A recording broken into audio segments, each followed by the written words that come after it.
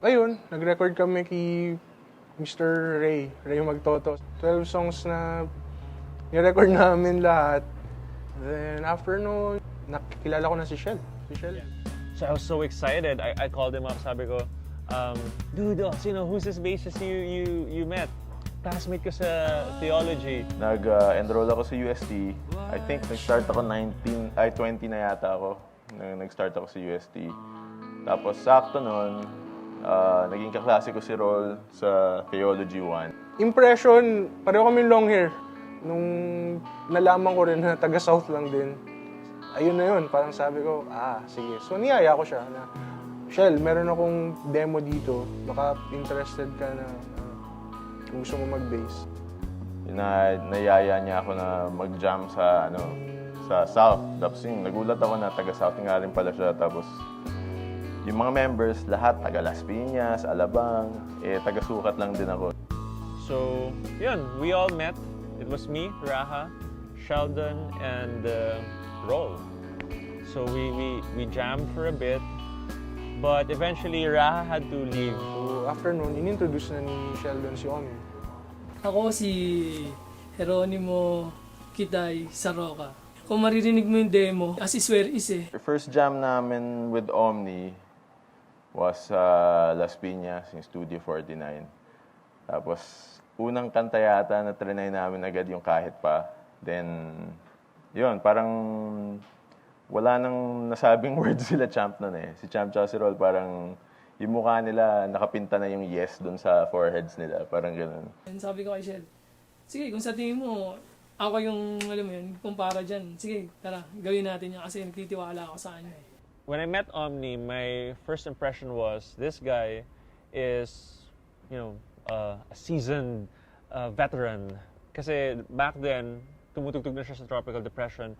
And siya yung medyo mas, sa amin, mas may experience at mas may knowledge about the industry and the scene.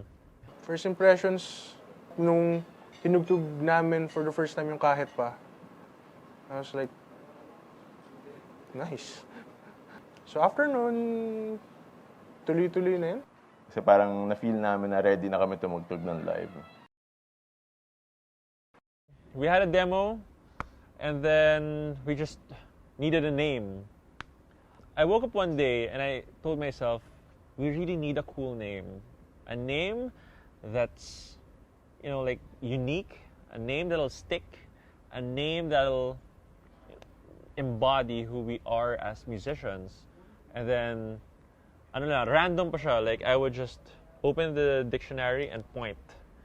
And then, boom, there it goes, Hale. When I told my bandmates, let's do it, Hale it is.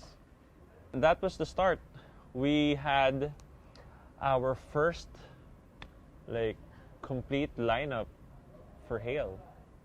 We started gigging, small productions, bars, Mayrix.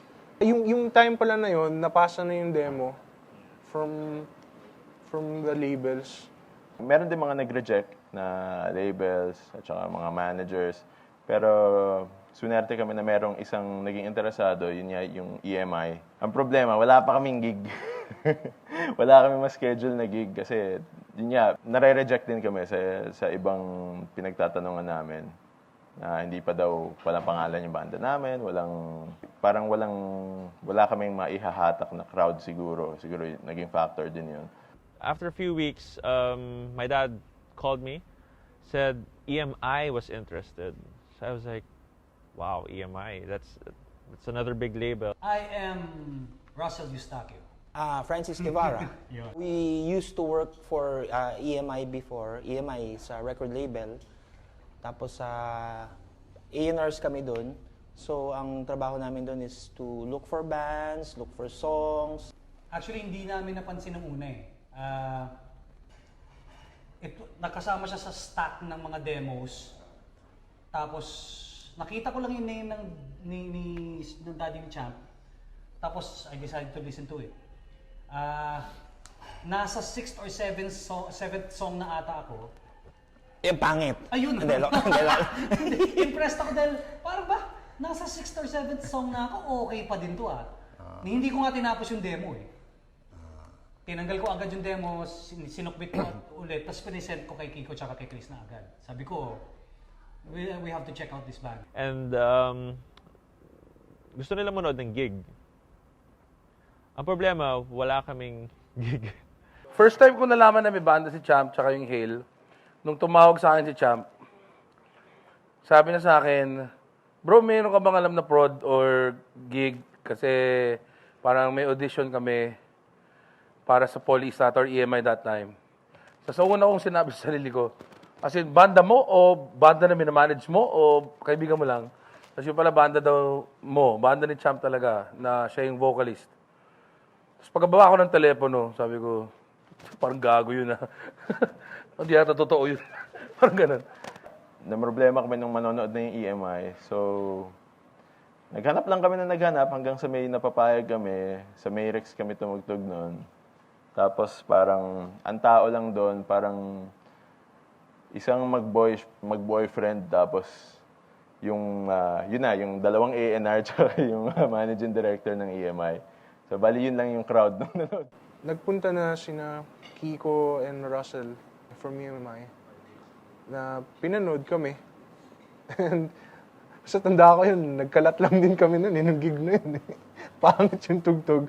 To tell you the truth, first impression ng live, very, very raw. Kabado. Tapos, syempre, talaga jitters talaga. So, ang daming sablay. During the day of that gig, I was just nervous. I just remember really overanalyzing everything. Nanginginig yung kamay ko pag setup ng effects.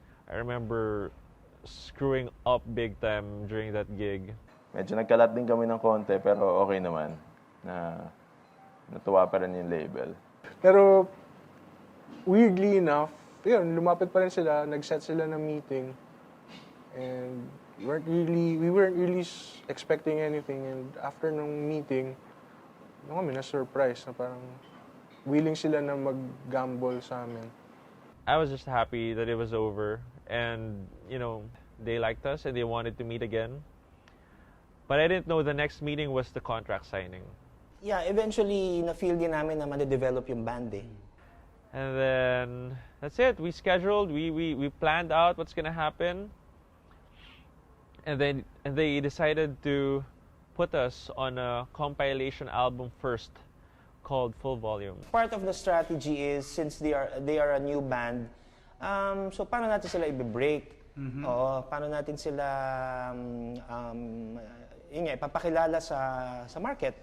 So ang first na naisip namin gawin is to make a compilation album of all yung rock bands ng or bands ng EMI. And some indie bands. Yun, nangyari, linabas yung Broken Sonnet sa Full Volume.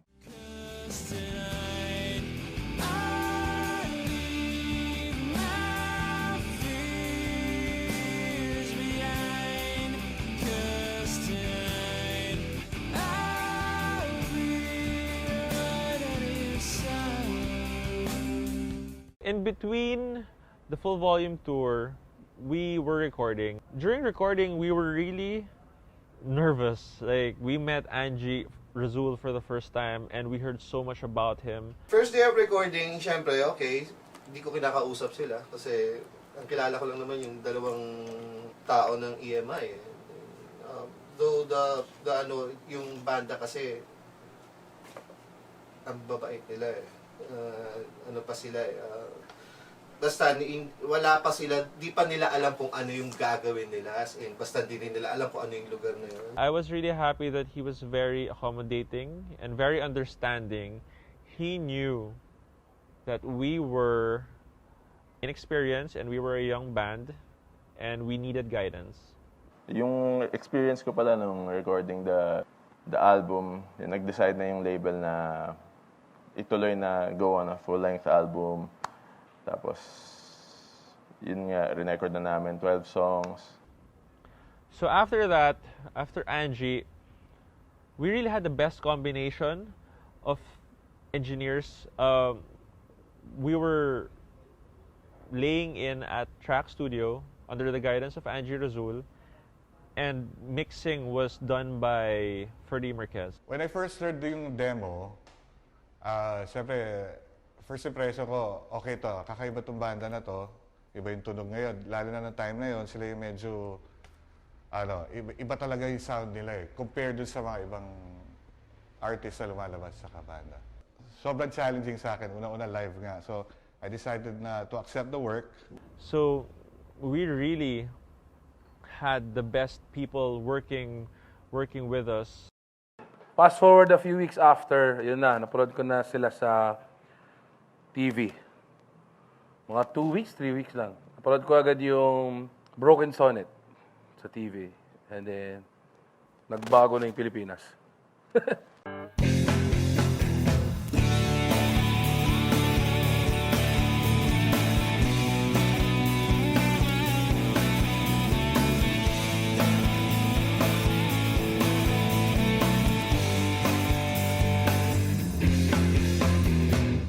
Broken was probably starting to have traction on the radio. Doon ko lang na feel yun nung kumakain ako sa Wendy's kasama nanay ko. Tapos narinig ko sa radyo yung parang doon ko lang na-realize na hindi na normal. And then when the day was released, ayun na yun. Siguro times 10. I think the first gig na na-realize ko na nakikilala na kami yung sa podium, which was Fête de la Musique, dun sa yung stage sa tapat ng podium. And I think it was our first performance na tinugtog namin yung The Day You Said Goodnight. Hindi namin alam na gano'n na kadami nakakaalam ng kanta. Na yung buong street, sinasabayan nila yung kanta.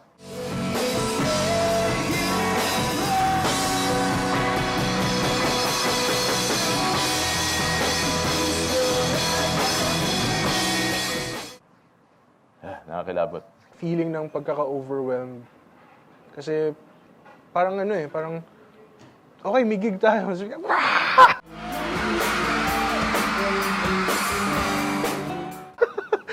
nangyayari?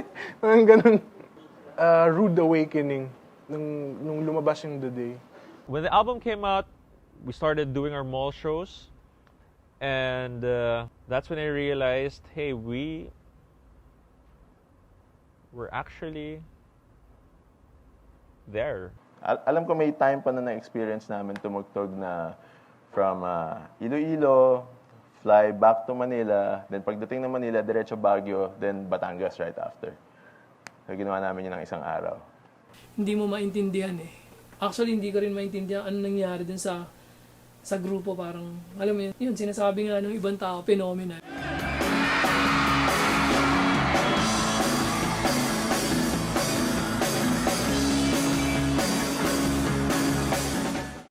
Kahit na isang kanta lang yung nakalabas sa radyo, ano talaga may unknown reason kung bakit massive yung following agad. There was an instant impact towards the audience, even though half of the songs di nila alam. Siya yung music o siya yung kanta, siya yung banda na nagustuhan ng mga tao kahit hindi mahilig sa music. Alam mo yung ibig sabihin? Kung ano man yung sikat nilang song, kung ano man yung sikat nila na song that time, sumikat yun dahil maganda yung kanta eh. Pwedeng may nangyari nga na napahilig sa music yung tao dahil sa Hale.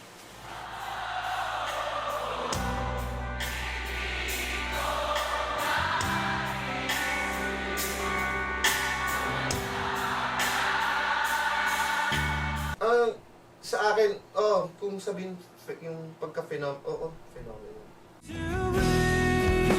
So I gotta be in the